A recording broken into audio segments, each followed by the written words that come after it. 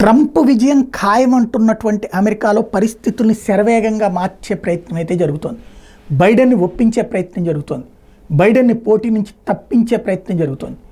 అటు ఒబామా భార్యని రంగంలోకి దించే ప్రయత్నం జరుగుతోంది. దాదాపుగా అటు బైడెన్ కూడా అంగీకరించారన్నటువంటి ప్రచారం నడుస్తోంది.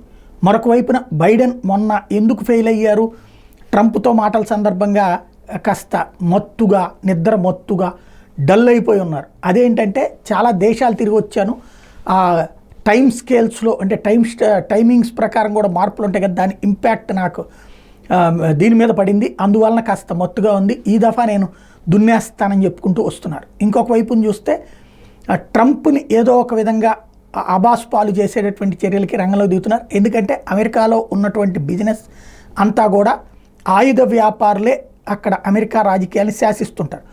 ఆయుధ వ్యాపారులకి ట్రంప్ ఉన్నంతకాలం యుద్ధాలని ప్రోత్సహించలేదు, దాంతో ఆయుధ వ్యాపారుల ల్యాబీకి వర్కౌట్ కాల.